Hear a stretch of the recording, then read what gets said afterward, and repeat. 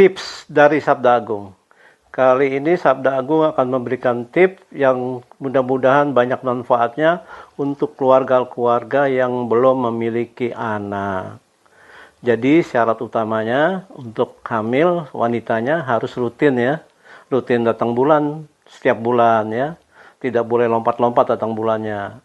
Jadi kalau datang bulannya tidak tiap bulan, tidak menentu, Anda harus perbaiki datang bulan Anda, menstruasi Anda, ya dengan pola hidup, ya tidur yang cukup, atau minta bantuan dokter supaya menstruasi Anda datang tiap bulan, ya.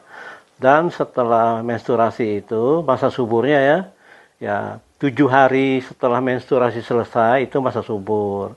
Dan 10 hari sebelum menstruasi datang lagi, nah itu sebelumnya masa subur. Jadi berhubungan di masa subur, ya.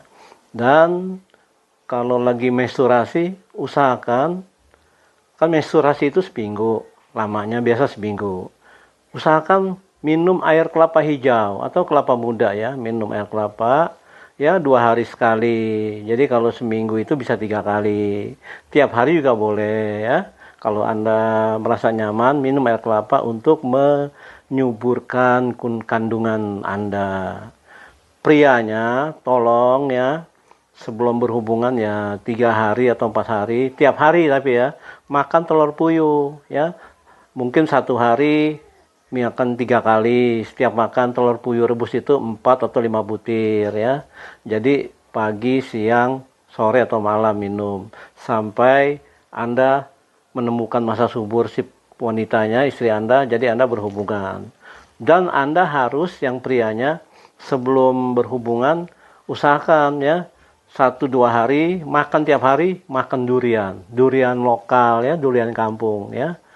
Nah itu fungsinya durian itu ya kan dia kental untuk mengkentalkan sperma Anda. Telur puyuh itu untuk memberi mutu protein sperma Anda ya. Nah berhubunganlah di masa subur. Ya jadi dalam hubungan itu kita harus bercanda, pemanasan foreplay ya, jangan langsung to the point ya. Jadi foreplay itu penting untuk menggairahkan sperma sel telur ya, agar keluarnya nanti maksimal ya. Dan posisi terbaik biasa kan wanita di bawah, laki-laki di atas. Setelah klimaks jangan buru-buru selesai, biarkan dulu itu tertanam ya, dan jangan buru-buru dicabut ya 2-3 menit ya.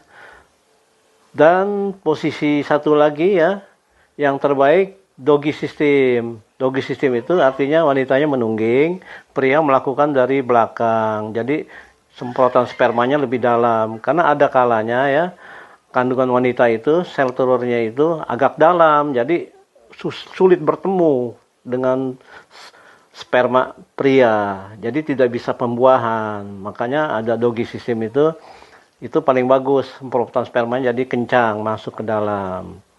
Kalau Anda udah lakukan itu berbulan-bulan, setahun belum hamil juga, tolong wanitanya periksakan ke dokter kandungan ya. Takutnya